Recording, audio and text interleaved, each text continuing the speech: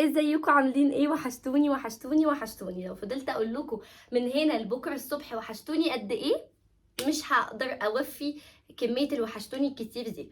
بصوا بقى، احنا غيرنا اول حاجه الديكور. اكيد انتوا ما شفتوش المنظر ده قبل كده. الاول كنا بنصور بره في الريسبشن، دلوقتي بقينا نصور في الليفينج. ومفيش اي جديد، بس هو في الليفينج بس اختلاف. لما الموضوع يقدم هاخدكم البلكونه بعد كده، بس للاسف في شمس دلوقتي فانا مع عدوة الشمس مش هخرج بره. وبما اننا بقى اعداء الشمس وبنحب الشتاء قوي، فانا جبت بقى كوليكشن جديد من شي ان دازي، عايزه اوريهولكوا وافرجكوا عليه. بصوا، اول حاجه بقى يعني انا عايزه اوريكوا الجاكيت ده. جماعه ايه ده؟ ايه الجاكيت القمر ده بجد؟ يعني بجد انا اول مره اشوف الستايل ده، ما شفتوش قبل كده ولا حتى اللون ده شفته قبل كده. يعني ده اول مره البس حاجه اللون ده والطبعه دي. البرنت بتاعتها فظيعه. بصوا شكله عامل ازاي. ما شاء الله حلو قوي. الكمام بتاعته كده اوفر سايز، بس هو حلو قوي. يعني انا جايبه مقاسي بالظبط. انا جايبه مقاسي، بس هو يعني جاي اوفر سايز كده من الكمام. بس تحفه. ليه بقى انا بحب الحاجات الاوفر سايز في الشتاء؟ لان انا اساسا بلبس من تحتيها بلوفر بقى ولبس يعني بلبس مثلا 3 4 5 قطع من تحت. فلما يبقى هو على قدي بالظبط انا هلبس ايه؟ فاهمين؟ فاحلى حاجه في الشتاء انه كنتوا الحاجات تبقى اوفر سايز كده، يا اما تجيبوا اكبر من مقاسكم. بس دي اهم حاجه لازم نعتمدها. والله انا بقيت مستغربه ان انا كمان بعمل كده مع ابني. يعني انا ابني سليم بقيت اجيب له حاجات اكبر من مقاسه. طبعا انا كنت الاول بتضايق من ماما انها بتجيب لنا اكبر من مقاسنا. ليه يعني؟ ليه نبقى مبهدلين يعني؟ ولكن مش عشان بقى يعيش معانا، لا، عشان الشتاء يحب المقاس الكبير. نلبس من تحتيه شويه حاجات حلوين كده عشان نتدفى، ومش كل شويه نروح عند الدكاتره. اخترت بقى البسه كمان على الجيبه البليسيه دي، الجيبه بليسيه ابيض. وكمان الطرحه دي جبتها جديد، لسه جايباها جديده. قولوا لي رايكم فيها ايه. حاساها لايقه شويه على هي مش نفس الدرجه، بس حاساها لايقه. يعني بتليق على لبس كتير قوي قوي. وحلوه الخامه دي، هي كتان تقريبا. بصوا، هي اصلا موديلها كده، هي مش مكرمشه، هي كده. تمام، ده موديلها كده. عجباني عشان حلو قوي في الشتاء. طبعا اكيد مش هنلبس بقى الطرح الشيفون في الشتاء.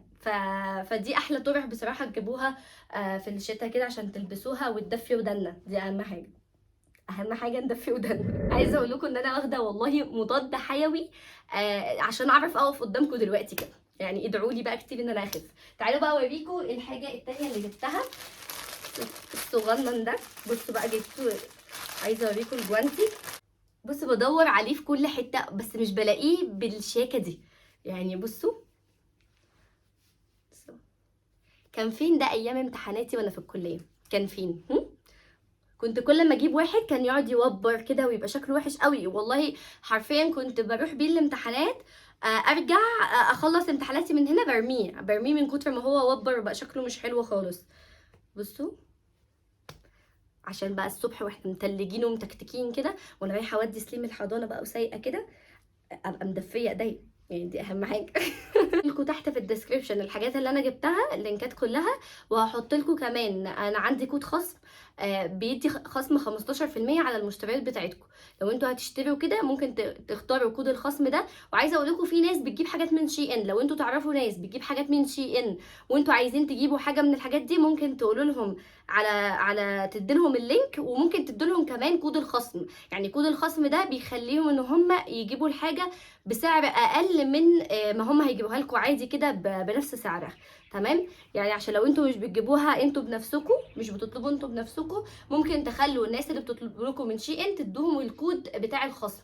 تمام، عشان يديلهم خصم 15%، وده هيعود عليكم انتوا برده بخصم على اللبس. ها، قولوا لي رايكم. حلو. عايزه بقى العرايس تركز معايا بجد في اللقطه دي. جماعه البيجامات في شي ان خطيره. يعني انا بصراحه يعني وانا بجهز، انا اصلا يعني قبل ما اتعامل مع شي ان كنت بقى بجهز وكده. فما كنتش واخده بالي خالص من ايه البيجامات بتاعت شي ان انها تحفه قوي كده. فبجد لو انت عروسه وبتجهزي، انصحك مليون في المية انك انت تجيبي بيجاماتك والترنجات والحاجات اللبس بتاع البيت مخصوص انك انت تجيبيه من عندهم. جماعه فظيع بجد، بسم الله ما شاء الله. الخامه تحفه. انا هوريكم دلوقتي. بصوا اهي، ده كيس عادي بتاع شي ان، بس هو البراند نفسه اللي عامل الديزاين ده وعامل البيجامه دي دازي. وكمان برضو اللي عامل الجاكيت ده دازي برضو. تمام. هوريكم بقى البيجامه عامله ازاي. بصوا ما شاء الله، خطيره خطيره، تحفه جدا. حتى لو حد جالك وانت قاعده في البيت، حد بايت عندك مثلا من اهل، مثلا زوجك، اختك، مامتك، كده تبقي قاعده كده بقيمتك، يبقى شكلك حلو، مش تبقي كده لابسه اي حاجه او حاجه يعني عاديه. لا بصوا بسم الله ما شاء الله، الخامه يا جماعه، يعني انا اعتقد يعني حتى التصوير ظالمها، يعني مع ان انا والله مش حاطه فلتر ولا حاطه اي حاجه، بس لو انتوا شفتوها على الطبيعه احلى بكتير ما انتوا شايفينها كده دلوقتي. بصوا الزراير، بصوا الشكل، بصوا الجيوب من هنا، بصوا الخامه اصلا عامله ازاي، اللهم بارك، تحفه بجد ما شاء الله. ده انا حتى والله لما جت قلت لماما بصي انا هاخد ده اخرج بيه. طبعا يعني مش عايزه اقول لكم قالت لي ايه بعدها، بس يلا مش مهمه بقى. بصوا يعني بصوا، فظيع. البنطلون طبعا اكيد مش هننزل بالبيجامه الشارع يعني يا جماعه، هنلبسها تحت الاسدال، صح ولا ايه؟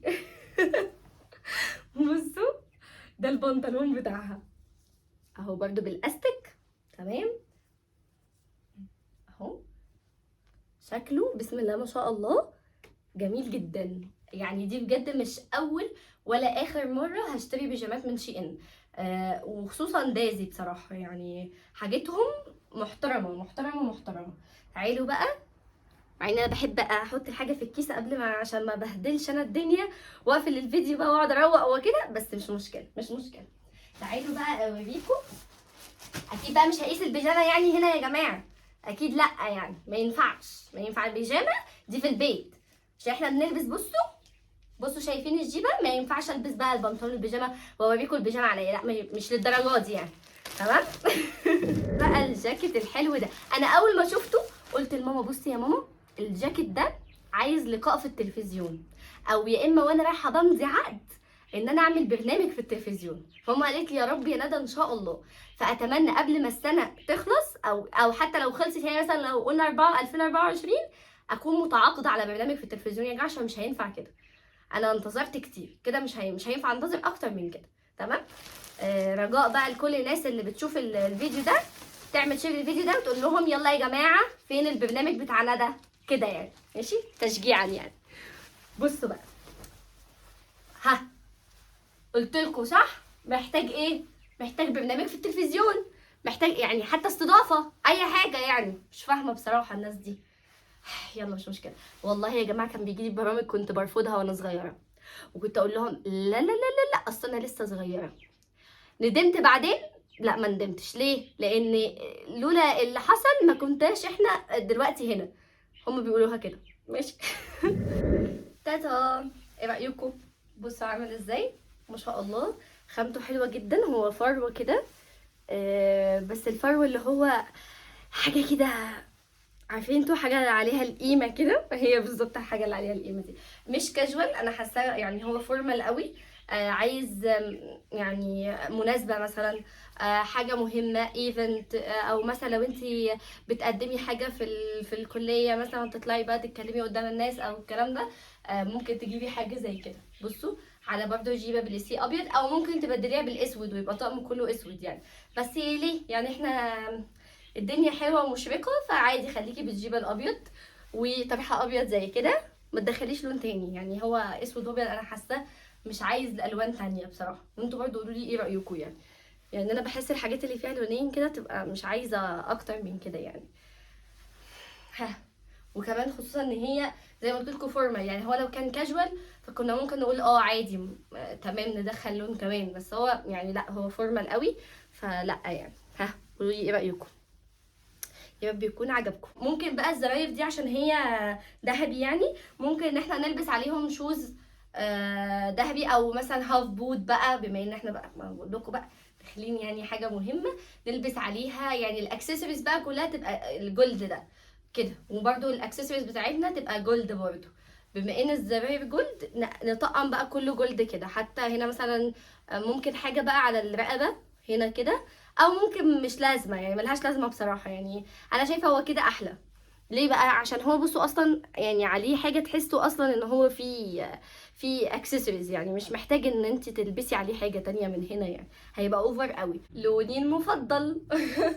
بصوا ده بقى هو كده بلوفر كده، هو يعني هو عادي طويل زي ما انتم شايفين اهو كده. بس انا بصراحه مش عارفه، انا مش بحب الستايل ده عليا، يعني مش بحب ان الحاجه تبقى طويله كده وابقى لابسه تحتيها جيبه قوي. مش عارفه يعني، او انا حاليا مثلا دلوقتي يعني انا بغير رايي كتير يعني في اللبس عموما. بتلاقوني ايه مشتته، يعني ما عنديش حاجه ثابته عليها قوي. فان انا الجيبه تبقى واسعه كده، وده عليها واسع وطويل، مش بعرف بصراحه البس كده. بحس ان انا شكلي مش حلو، يعني شكلي نفسه مش حلو. بس مثلا لو هي الجيبه مثلا اضيق من كده ومش بليسيه، ممكن عادي طبعا هخرجها من بره. لكن لما الجيبه تبقى بليسيه بقى بحس ان انا عايزه اعمل ايه. سو مثلا هو اصلا باستك كده من هنا، فهو عادي ان انا ارفعها شويه بس كده، وابقى اخليها مثلا طويله كده من ورا، ويبقى ده شكلها. فاهمين؟ يعني ده كده الشكل اهو كده مثلا. بحس لا كده جميل، يعني كده بالنسبه لي حلو. في ناس ما بتحبش كده، في ناس تقولك لا هي طويل يبقى خليه طويل زي ما هو. بس انا ما يعني مش عارفه بحس ان كده اشيك. يعني حتى الجيبه واسعه، هو مفيش حاجه ضيقه، بس هو الجيبه كمان واسعه، فهو الشكل حلو مش وحش. فاهمين؟ وكمان برضه اوفر سايز زي ما انتم شايفين كده. انا بحب الاوفر سايز قوي. بصوا عامل ازاي، ما شاء الله حلو قوي. انا اللون ده بعشقه، الالوان كلها، الازرق، اللبني، البيبي بلو، الحاجات دي كلها انا بحبها يعني. هي اصلا بتليق عليا من وانا صغيره، مع ان بقى كانوا ايه زمان كل اصحابي بينك، الاحمر، مش عارف. انا بقى تلاقوني لا، يعني بجيب الازرقات. معرفش ليه، يمكن عشان انا عندي اخين ولاد مثلا، فكنت دايما شايفه الحاجات دي قدامي، مش عارفه. بس ماما دايما بتقولي ان انا مش بيليق عليا البينك قوي زي ما بيليق عليا اللون ده. يعني اللون ده بتقولي احلى فيكي من البينك كمان، من وانا صغيره، فعشان كده بختار دايما اللون ده. قلت لكم بحب اللون ده. بصوا بقى، هو اصلا ستايله كده، يعني هو قصير كده فهو شكله حلو قوي. بصوا عامل ازاي، طبعا برضو اوفر سايز من هنا. واحلى حاجه ان الحاجات دي اصلا ناعمه، ومش بتكون ناعمه قوي، فبتبقى مريحه كده. فاهمين؟ طبعا برضو عايزه اقول لكم ان انا كان عندي نفس الستايل ده قبل كده، بس كان طويل كده.